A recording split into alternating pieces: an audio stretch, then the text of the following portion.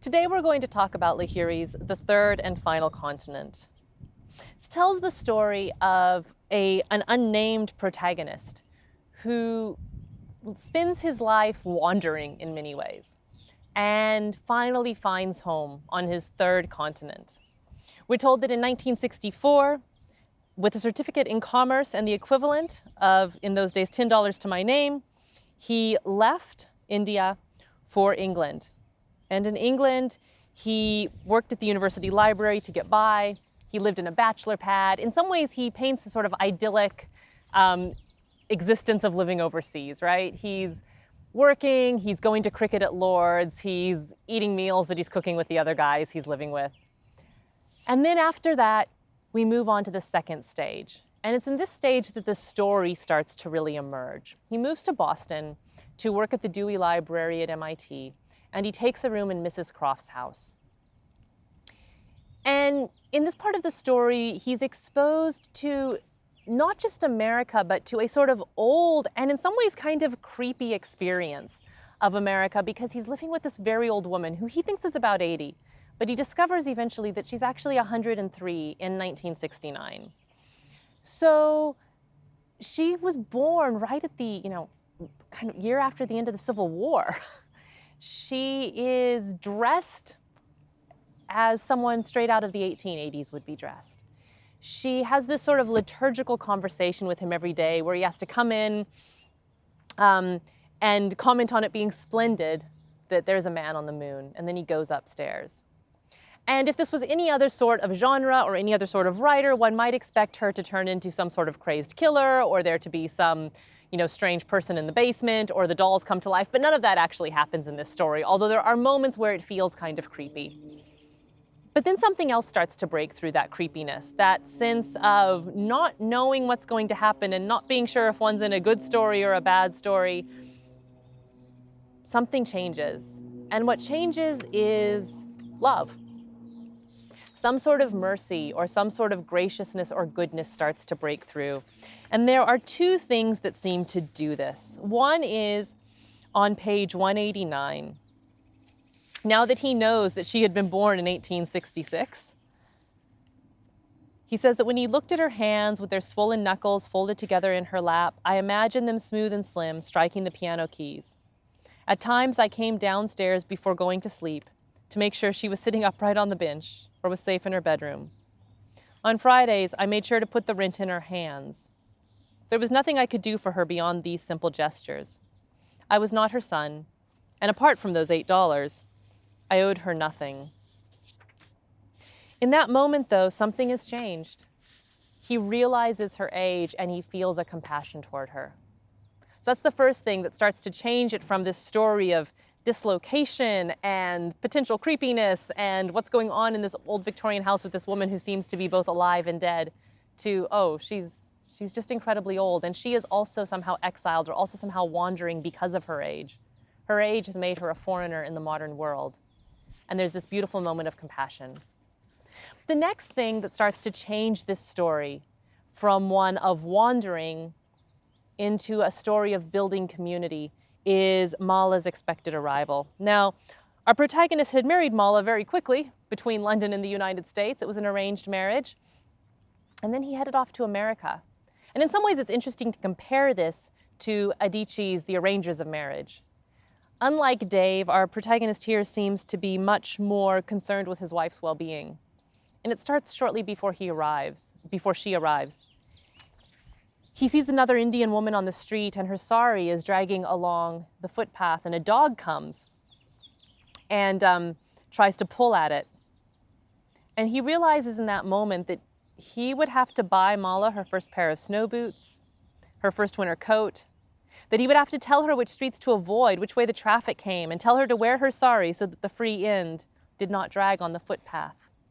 It's on page 190. He suddenly begins to realize, oh, I'm going to be responsible to love this person. And it's not easy.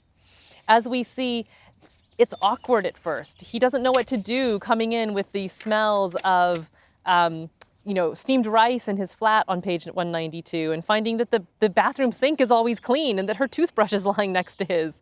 It's funny that what he finds disorienting in his marriage is cleanliness, that her keeping house for him makes him feel like a foreigner in his own home in some ways. How he has to explain to her that he now eats cereal because he has become acculturated to America in ways that she has not. But then he has her at Mrs. Croft's house. He decides to introduce her. And at some moment during that conversation, when Mala stands up at Mrs. Croft's command, this is page 195, he suddenly realizes that, like me, Mala had traveled far from home, not knowing where she was going or what she would find, for no other reason than to be my wife. As strange as it seemed, I knew in my heart that one day her death would affect me, and stranger still, that mine would affect her. I wanted somehow to explain this to Mrs. Croft, who was still scrutinizing Mala from top to toe with what seemed a placid disdain. I wondered if Mrs. Croft had ever seen a woman in a sari, with a dot painted on her forehead and bracelets stacked on her wrists. I wondered what she would object to. I wondered if she could see the red dye still vivid on Mala's feet, all but obscured by the bottom edge of her sari. At last, Mrs. Croft declared, with equal measures of disbelief and delight that I knew well, "She is a perfect lady." Now it was I who laughed. I did so quietly, and Mrs. Croft did not hear me. But Mala had heard, and for the first time, we looked at each other and smiled. And this begins the next phase of the story.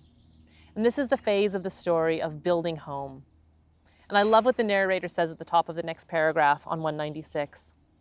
I like to think of that moment in Mrs. Croft's parlor as the moment when the distance between Mala and me began to lessen. Although we were not yet fully in love, I like to think of the months that followed as a honeymoon of sorts. There's something that happens in that moment, the approval of the old guard, but also the recognition of shared foreignness, of shared distance, of shared wandering, that brings the sort of compassion that had been breaking through in our narrator to its full. And he sees his wife with love. And in some ways, that's really the moment that their marriage begins. And from there, they go on to build a home. Why set this story in 1969? Why the year of the moon landing?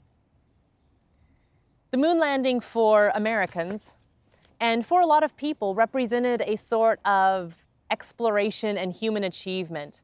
That this is the pinnacle of what man has achieved, that sort of thing, right? But the narrator of this story asks us to consider, what is the moon landing compared to the wandering and building of a life in a new land? I mean, in many ways, to wander far from home to one's third continent is harder by far. And yet it's something that people do every day without teams of scientists and government officials and engineers and tons of money and an entire country supporting and cheering them on. No, immigrants build an entire life in a foreign world, all on their own. And so we have these two types of building a life juxtaposed against each other. And that's why the narrator concludes, I am not the only man to seek his fortune far from home, and I am certainly not the last. Still, there are times I am bewildered by each mile I have traveled, each meal I have eaten, each person I have known, each room in which I have slept. As ordinary as it all appears, there are times when it is beyond my imagination. As you read this story, I want you to think about this. It ends really hopefully. What makes hope possible here in a way that it isn't possible in Adichie's work? How might the cultures represented, as well as the generational differences, shape the sort of possibilities that each author sees in America? And for yourself, in what ways has your own wandering perhaps called you into adventure and achievement and a life beyond anything you could have imagined.